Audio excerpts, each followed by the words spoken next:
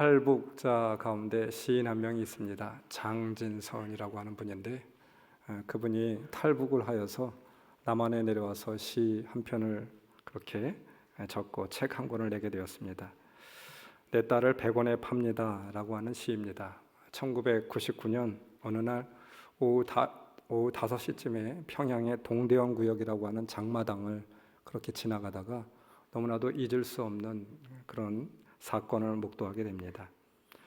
그래서 그때의 기억을 더듬으며 이런 시 한 편을 적게 되었습니다.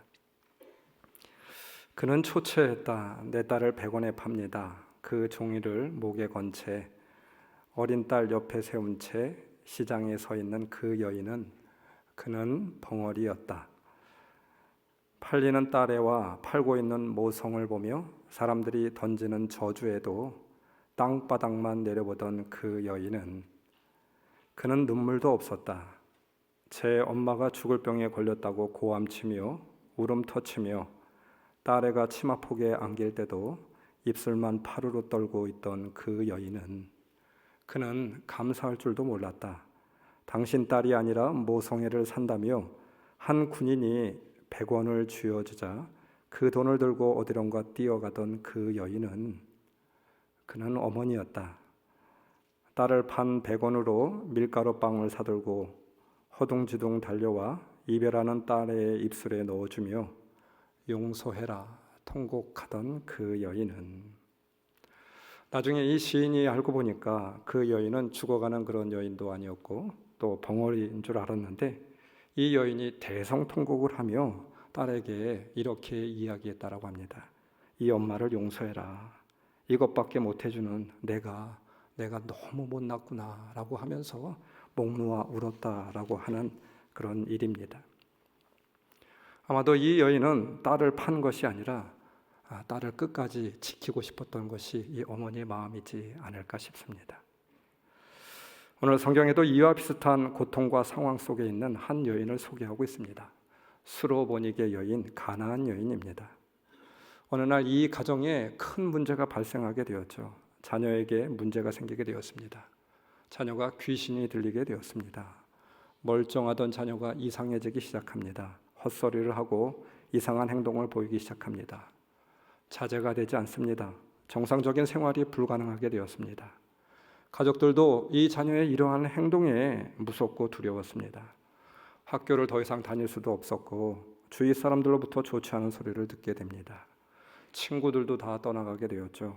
아이는 고립이 되었고 더 이상 엄마도 직장을 다닐 수가 없었습니다.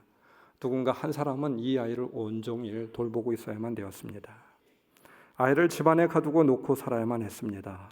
딸의 고통을 가까이서 지켜보며 하루하루 사는 것이 정말 힘겨운 삶이었고 지옥과 같은 죽기보다 어려운 일들이 날마다 펼쳐졌습니다.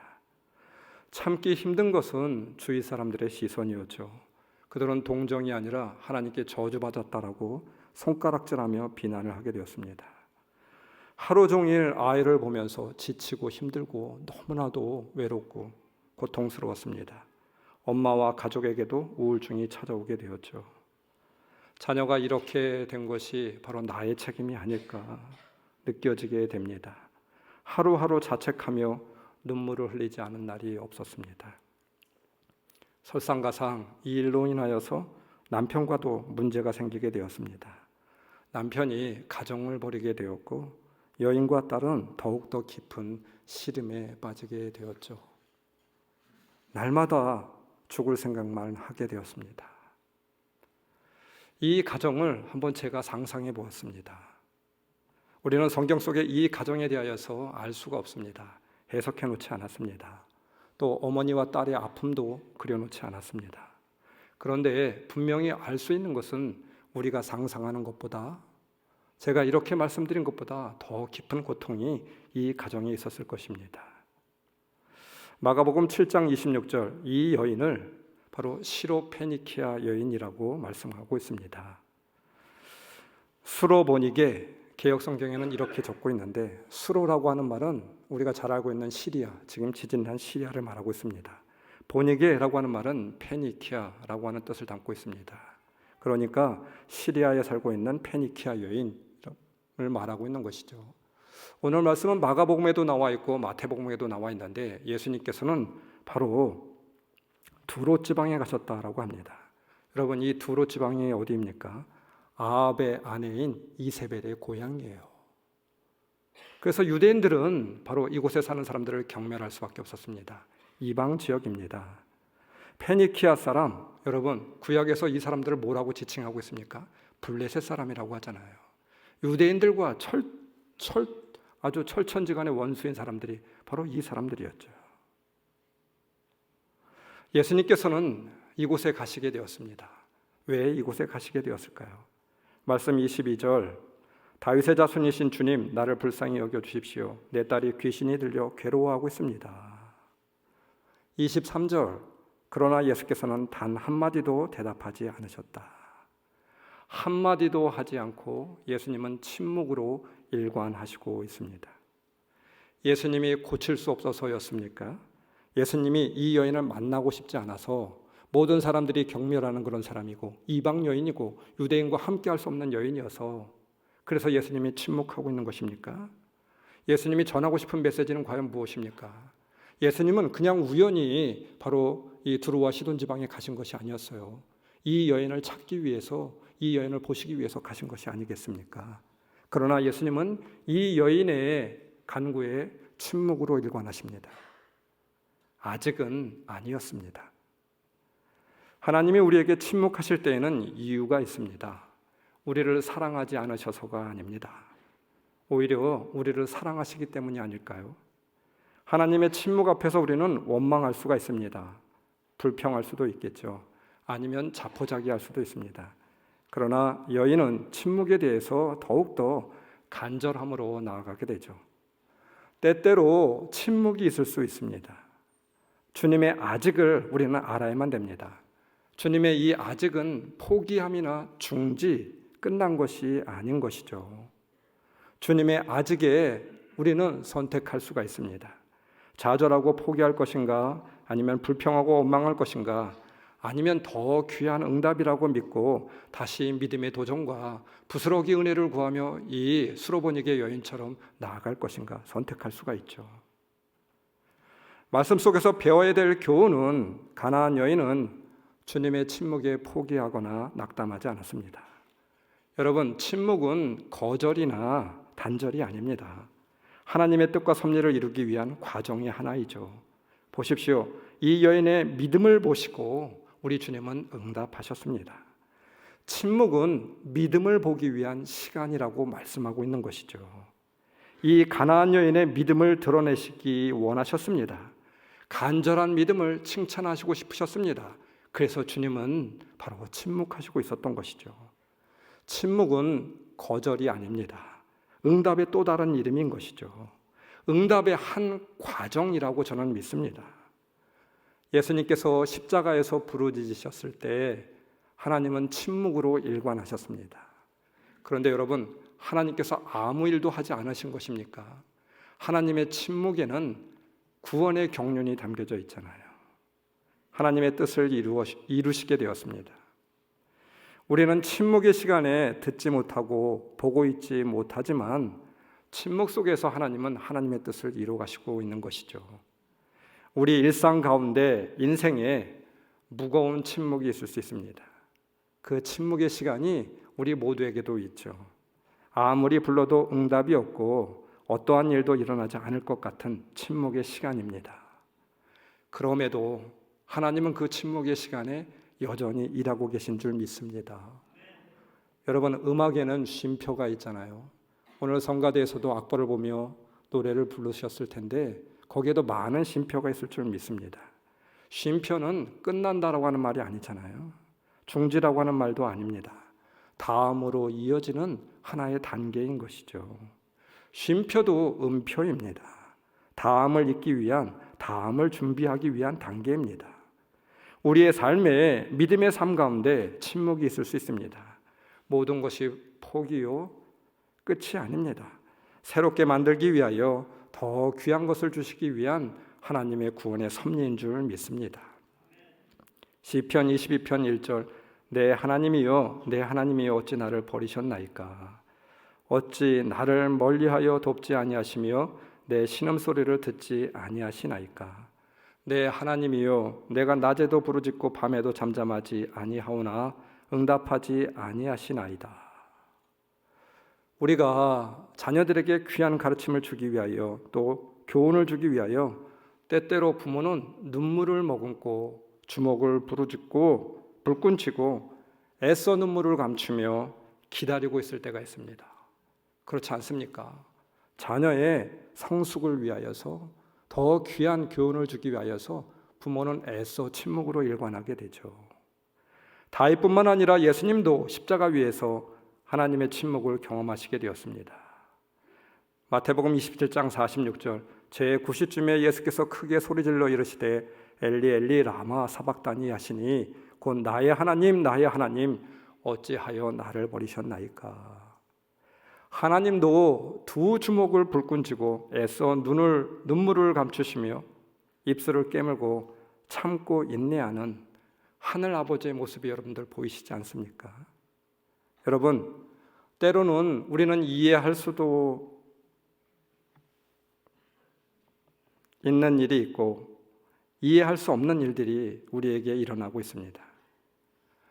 때로는 모든 것이 끝나버린 것과 같은 침묵의 시간이 우리의 인생 가운데 있을 수 있습니다. 그러나 여러분, 이러한 시간에 우리의 이해와 상관없이 이 침묵의 시간을 우리는 어떻게 견뎌내야 될까요? 이 침묵의 시간을 어떻게 보내야만 될까요? 이 시간을 하나님을 바라보며 신뢰함으로 나아가야 될 줄 믿습니다.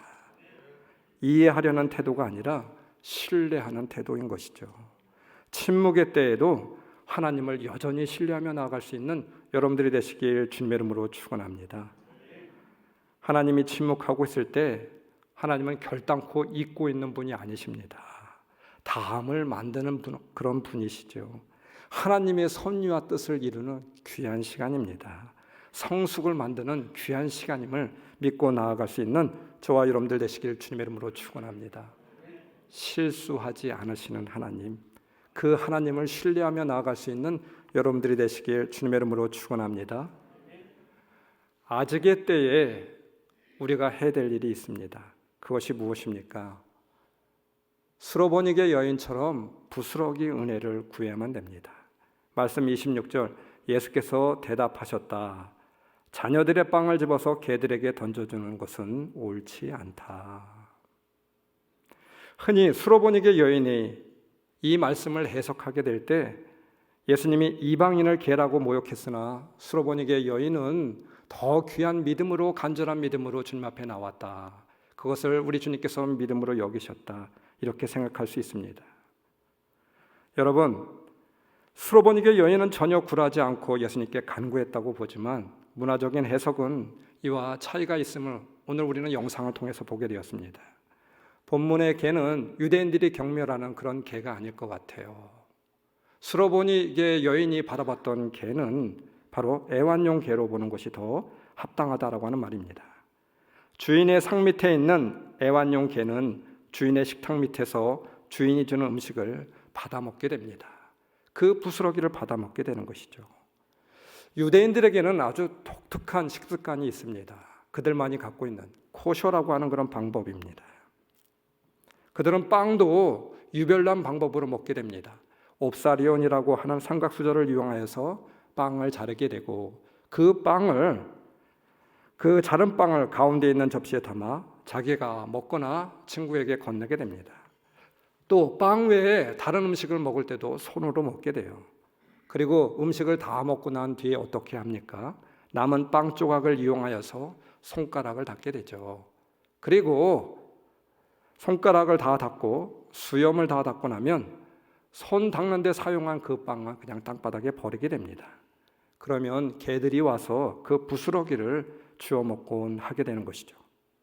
이것이 바로 부유한 유대인들의 식습관이었습니다. 예수님은 스로보니게 여인에게 무엇을 설명하고 있는 것입니까? 우선권을 설명하고 있는 것이죠. 우선과 나중을 설명하시고 있는 말씀입니다. 먼저 자녀들에게, 먼저 이스라엘에게, 그 다음에 이방인들입니다. 근데 그 이방인들이 받아들이지 않으니까 그들에게 저주가 임하게 된 것이죠. 이방인들이 먼저 예수님을 받아들이는 놀라운 역사가 일어나게 되는 것입니다. 우선과 나중입니다. 앞선 가치를 말하고 있는 것입니다. 먼저 부모들이 예수를 잘 믿어야 그 부모의 기도의 응답에 자녀들이 축복을 받고 기도 응답이 있게 됨을 말하고 있는 거 아니겠습니까? 먼저 내 가족이 구원을 받아야 다음에 있는 이웃들에게 세상에 그렇게 전도를 할 수 있는 거 아니겠습니까? 이스라엘과 이방 먼저와 나중이었습니다. 앞에 있어야 될 우선적인 가치가 무엇인지를 설명하고 있는 말씀이죠. 여러분, 오늘 말씀 마태복음 15장의 말씀 바로 어떤 말씀입니까? 바리새인과 율법학자들의 이야기가 나오고 있어요. 바리새인들은 전통을 중시하는 사람들입니다.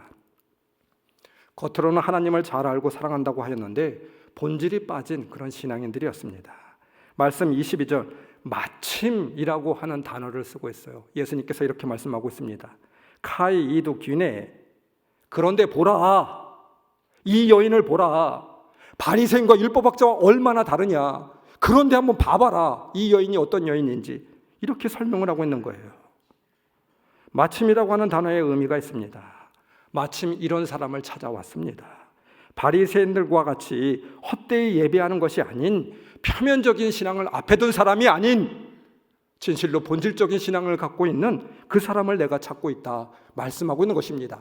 형식적인 신앙이 아니라, 외식하는 신앙인이 아니라 바리새인과 같이 은혜를 구하는 그 신앙인, 내가 그를 보고 싶다, 그를 알리고 싶다 말씀하고 있는 것이죠.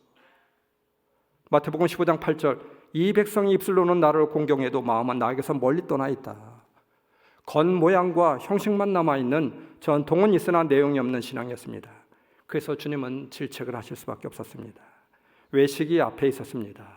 외식이 우선적인 일이었습니다. 안타까운 일이었죠. 입술로 말하는 신앙이 앞에 있었습니다. 진실로 마음으로 믿는 신앙이 앞에 있지 못하였습니다.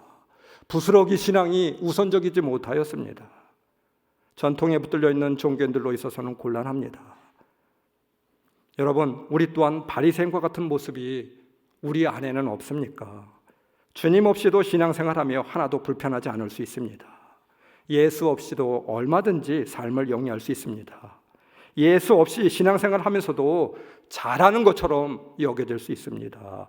성령의 충만 없이도 전혀 불편하지 않습니다. 오히려 성령의 충만함이 있으면 오히려 나를 더 불편하게 만들고 있는 것이죠. 여러분, 이것이 정말 두려운 일 아니겠습니까? 이것이 앞에 있을 때 우리는 바리새인과 율법학자, 유대인들과 무엇이 다름이 있겠습니까?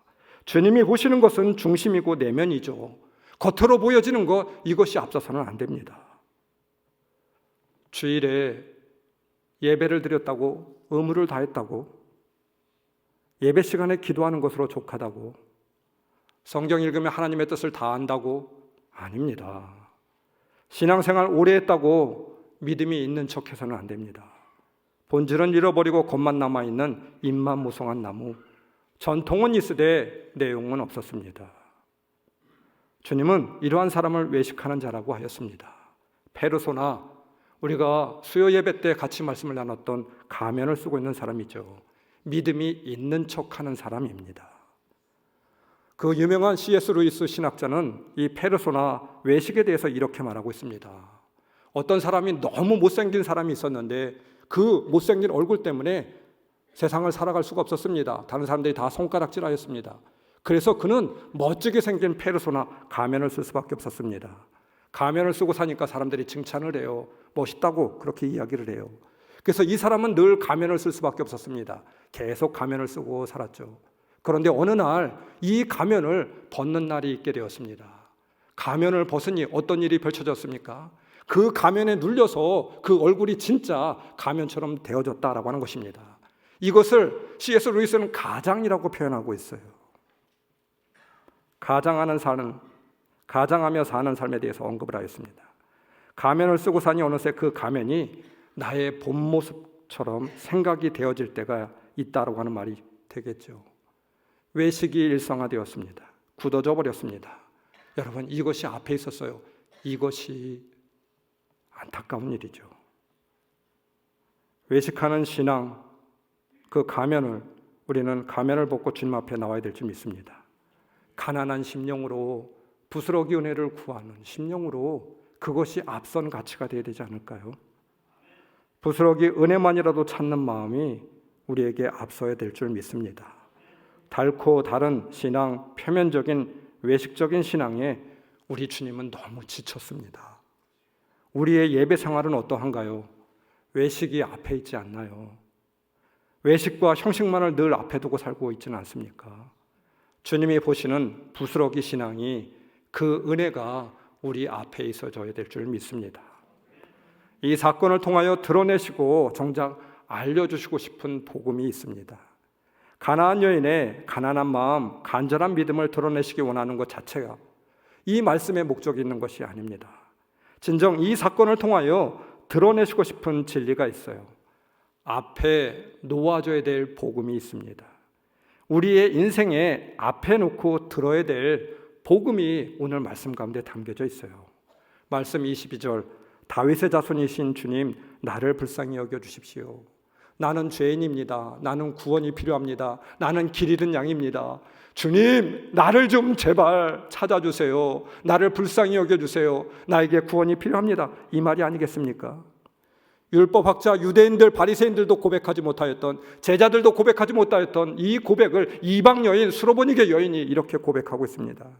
주님께서는 이 여인의 대답에 대해서 이렇게 말씀하고 있죠. 말씀 24절, 나는 오직 이스라엘의 집에 길을 잃은 양들에게 보내심을 받았을 따름이다.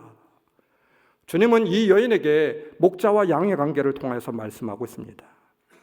가나안 여인은 자신이 누구인지 너무나도 잘 정확히 알고 있었습니다. 또 찾아야 될 것이 무엇인지 너무나도 잘 알고 있었습니다. 이것이 중요한 핵심이죠.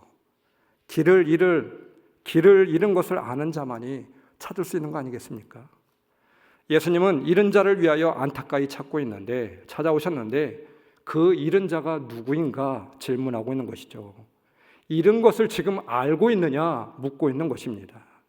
잃은 것을 알았을 때, 잃은 자가 누구인가를 알았을 때 찾아 나서는 것은 그 다음입니다. 지난주에 제가 아는 목사님, 그 목사님을 방문하게 되었습니다. 목사님의 어머님이 소천하시게 되었어요. 장례식자도 가보게 되었고 지난주에도 만나게 되었습니다. 이런저런 이야기를 나누게 되었습니다. 얼마나 수고하셨느냐고, 또 얼마나 마음이 아프냐고 말씀을 같이 나누게 되었는데 목사님이 이런 말씀을 하세요. 어머님께 효도를 하지 못한 것이 못내 아쉬웠다고, 목회를 하면서 어머님을 잘 가까이 모시지 못해서 너무나도 죄송하였다고, 그래서 돌아가셨을 때 예배만이라도, 여러분 장례를 지내게 되면 목사님들이 이렇게 와서, 그 교회 목사님이 와서 이렇게 장례를 치르게 되잖아요. 근데 아들이 목사님인데 자기 자신이 그냥 어머님을 위해서 장례 예배를 주관하고 싶었다라고 해요. 그래서 임종 예배, 입관 예배, 발인 예배, 화장 예배, 안치 예배, 모든 예배를 인도하게 되었습니다. 성도들과 함께 예배를 인도하면서 이성적으로 또 가족들 앞에서, 성도들 앞에서 은혜롭게 장례를 잘 치르게 되었다라고, 자기가 살아오면서 제일 잘한 일이, 앞으로도 살아가면서 제일 잘한 일이 바로 이 일이 되지 않을까, 이렇게 이야기하더라고요. 예배를 다 드리고 유품을 정리하면서 어머니가 지니셨던 핸드폰을 찾는데 어디 있는지 몰라서 핸드폰에 그렇게 전화를 걸게 되었습니다. 그랬더니 핸드폰이 차에서 그렇게 벨소리가 울려지게 되더래요. 큰아들이라고 하는 이름과 함께 핸드폰이 울려지게 되었습니다. 몇 안 되는 가족들의 번호, 나머지 번호들은 다 삭제가 되었습니다. 큰아들 이름이 어머니 핸드폰에 뜨게 되었고 계속 벨이 울려지고 있는데, 그때 그것을 본 순간 갑자기 마음속에서 울컥하고 뜨거운 무엇이 그렇게 올라오게 되었다라고 해요. 그 많은 예배를 인도하면서도 감정의 동요를 받지 않고 그렇게 다 예배 집례를 하게 됐었는데, 그때는 너무나도 어찌할 수 없었다라고 해요. 그때 그 순간 목사라고 하는 인식도, 사람들이 쳐다보는 것도, 자녀들이 보는 것도, 아내가 보는 것도 다 잊어버리고 나이가 어느덧 이제 60을 바라보고 있고 머리가 희끗희끗함에도 불구하고 그 자리에 앉아서 펑펑 그렇게 울었다라고 해요. 그때 그냥 어머니의 아들, 어렸을 때의 아들로서 생각만 있었다고, 그렇게 실컷 가족들 앞에서 울었다라고 그렇게 이야기를 하더라고요. 그렇게 마음속에 응어리를 풀고 있었습니다. 어머니를 잃은 아픔을 삭히고 있었습니다. 저는 목사님과 이야기를 하면서 이런 생각을 해보게 되었습니다. 우리 모두는 소중한 것들을 잊고 살고 있는 것이 아닌가 싶었어요. 잃은지도 모르고 살고 있는 것은 아닌가. 나 또한 지금 잃어버리고 있는 것은 무엇일까? 나는 잃은 자인가? 무엇을 잃은 자인가? 더 늦기 전에 찾아야 될 것이 무엇인가? 돌아보며 생각하게 되었습니다. 한 시인의 말처럼 생의 간이역에서 종착역까지 가지고 갈 것이 어머니 말고 또 무엇이 있을까? 우리는 흔히 구원의 경륜에서 벗어난 사람, 죄인들, 수로보니게 여인, 잃어버린 사람들이라고 이야기하고 있죠. 혹 이렇게 해석할 수도 있습니다. 예수 믿지 않는 세상 사람들, 바로 그들이 잃어버린 자라고 떠올릴 수도 있습니다. 오늘 예배를 드리고 있지 않는 내 가족 중에 누구 한 명, 내가 알고 있는 그 지인 중에 누구 한 명, 세상 사람들, 수로보니게 여인처럼 그렇게 생각할 수도 있습니다. 여러분, 바리새인과 율법학자들도 똑같이 그렇게 생각하였습니다. 그러나 예수님은 그들의 눈을 바로 응시하며 이렇게 말씀하고 있었죠. 잃어버린 자? 수로보니게 여인? 아니야. 잃어버린 자는 바로 너라고. 너가 잃어버린 자라고. 예수님이 정작 필요한 사람, 수로보니게 여인이 아니라 바로 정작 너라고. 안타까운 것은 집안에 있는 아들은 길은 잃은지 몰랐습니다. 잃은 것이 무엇인지 모르고 있었습니다. 그래서 그 바리새인들, 율법학자, 마태복음 15장에 나와 있는 그 사람들, 그들이 바로 탕자였던 것이죠. 주님은 말씀하십니다. 너희가 지금 본다고 말하니 너희의 죄가 그대로 남아있다. 혹 우리는 잃어버린 자가 누구인지 알고 있는 사람들입니까? 무엇을 잃어버렸습니까? 신앙은 있으나 예수님은 잃어버렸죠. 주일은 있으나 은혜는 잃어버렸습니다. 직분은 있으나 믿음은 잃어버렸어요. 그래서 바리새인 율법학자, 바로 나와 같은 사람들이죠. 말씀 24절, 나는 오직 이스라엘 집에 길을 잃은 양들에게 보내심을 받았다. 예수님이 오신 이유는 길을 잃은 양을 찾기 위해서 오셨습니다. 길을 잃은 수로보니게 여인 또한 찾기 위해서 오셨습니다. 길을 잃은 나를 찾기 위해서 예수님은 오셨습니다. 양은 스스로 길을 찾을 수가 없어요. 목자 없이 한시도 살아갈 수 없잖아요. 목자가 있어야 여러분 먹을 수도 있고, 목자가 있어야 마실 수도 있고, 목자가 있어야 잠을 잘 수도 있고, 목자가 있어야 여러분 벌레도 잡아줄 수 있고, 목자가 있어야 질병을 치료해 줄 수 있고, 목자가 있어야 양털도 깎아줄 수 있는 거 아니겠습니까? 양의 시력은 너무나도 안 좋아서 방향 감각도 없습니다. 그대로 놔두면 그냥 죽고 맙니다. 어디가 어딘지 잘 알지도 몰라요. 여러분, 이런 이야기가 있습니다. 양은 한번 넘어지면 잘 일어나지를 못한답니다. 다 그런 것은 아니겠지만 뚱뚱한 양들은 한번 넘어지게 되면 그냥 벌렁 자빠져서 혼자 일어나지를 못한다고 해요. 그래서 이스라엘 말 가운데 가장 절망적이고 불쌍하다라고 하는 표현이 뒤집힌 양 같다라고 하는 말이 있다고 해요. 스스로의 힘으로는 도저히 일어날 수 없는 상태라고 하는 것이죠. 양이 뒤집혀 있으면 어떻게 됩니까? 못 일어나고 그대로 들짐승들에게 잡혀서, 아니면 독수리에게 그렇게 잡혀서 산채로 살을 뜯어먹게 되는 것이죠. 목자가 도와줘서 세워주지 않으면 그냥 죽게 되는 것입니다. 한번 다큐멘터리를 보게 되었습니다. 몽골에서 양을 치고 있는 목자였는데 TV에서 한국 이 프로그램에서 이 목자를 그렇게 추적하면서 그 목자와 함께 몽골에서 유목생활하는 것을 취재하게 되었습니다. 그런데 때마침 그 가정 가운데 바로 양을 치고 있는데 양의 한 일부 무리가 그렇게 이탈하게 되었습니다. 잃어버리게 되었습니다.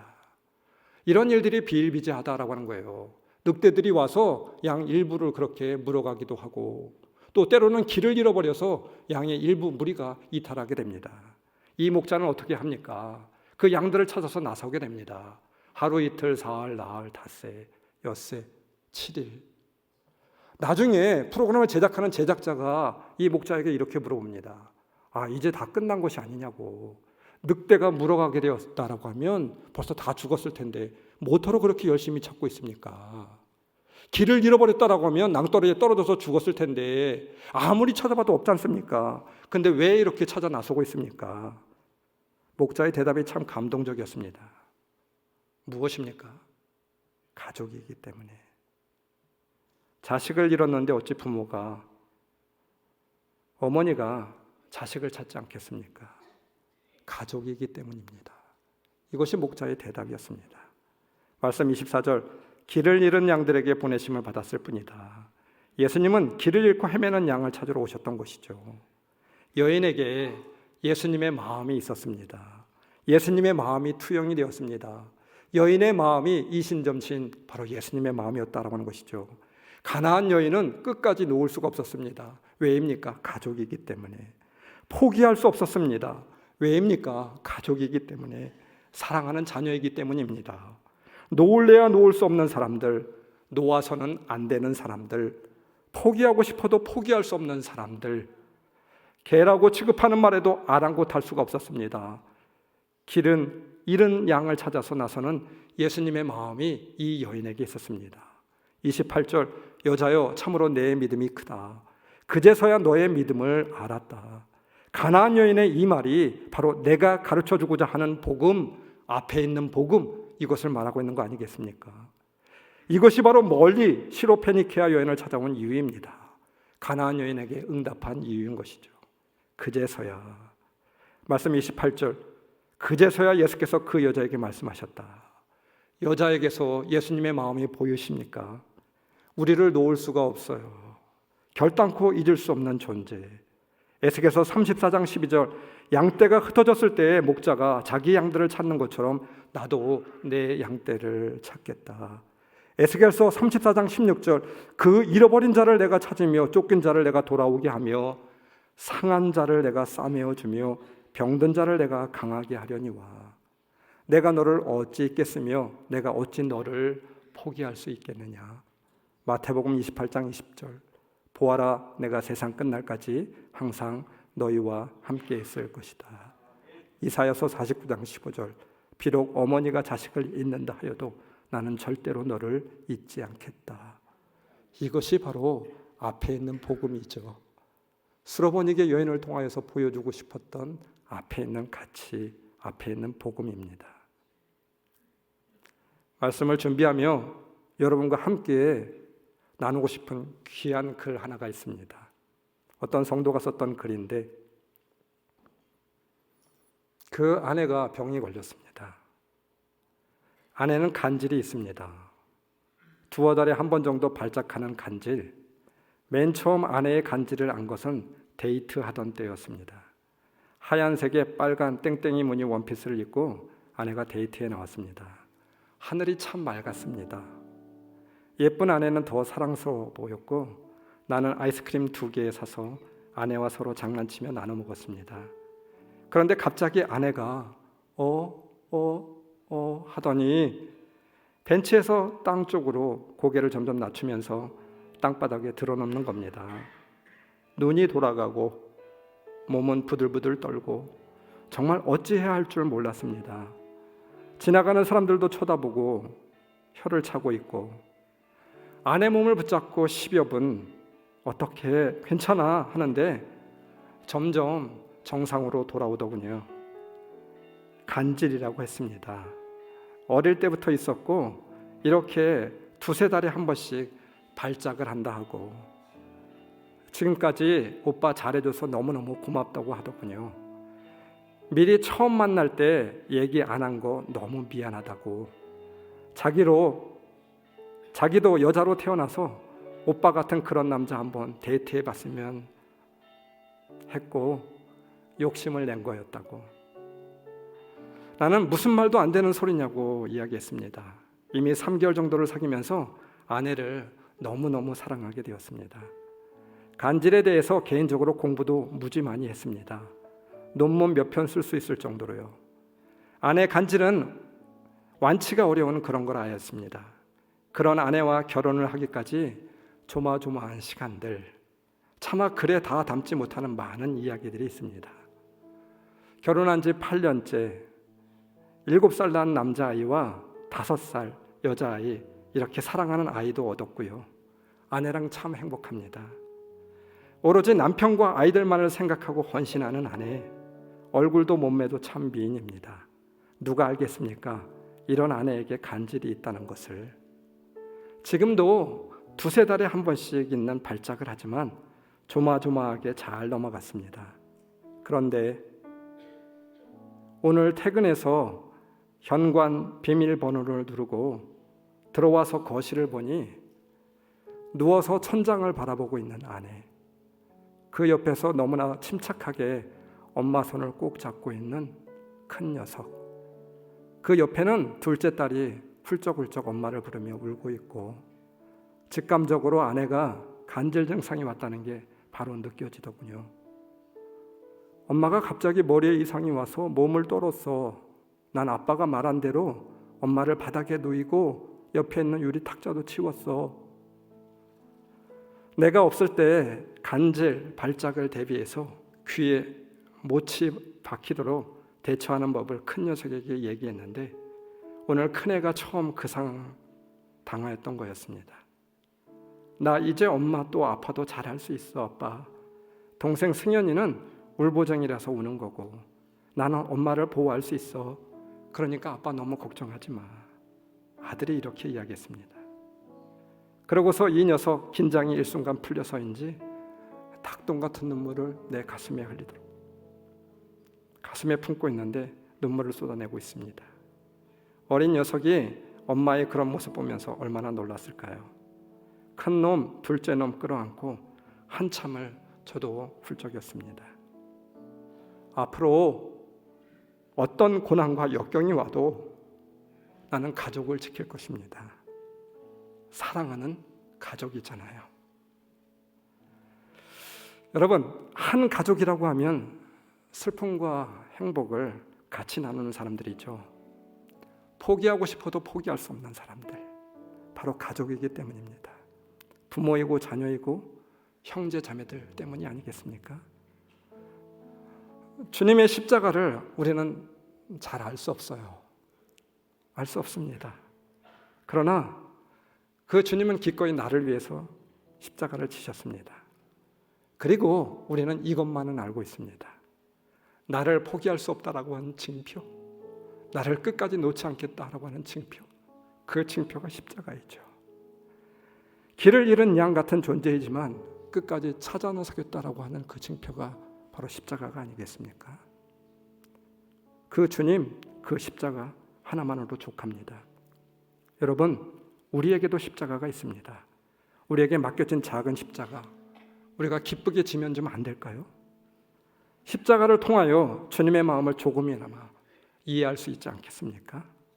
또한 우리가 우리의 십자가를 지고 갈 때, 여러분, 우리가 아파하고 있을 때 하늘 아버지의 위로도 우리는 경험하게 될 것입니다.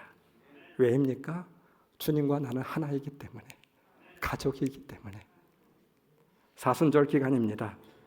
잃은 자를 찾아와 두루하시던 와서는 안 될 곳까지 우리 주님께서 찾아오셨습니다. 길은 잃은 양을 찾아주셨습니다. 고쳐주었습니다. 그 은혜를 알고 입은 자로서 우리 또한 기쁘게 십자가를 질 수 있는 저와 여러분들이 다 될 수 있기를 주님의 이름으로 축원합니다. 부스러기 은혜를 갈망하며 주님의 십자가 앞에 나아갈 수 있는 저와 여러분들이 되었으면 좋겠어요. 이 시대의 영광을 닮은 그 사람, 바로 시로페니케 여인, 바로 저와 여러분들인 줄 믿습니다. 말씀을 기억하시면서 우리 통성으로 기도합시다.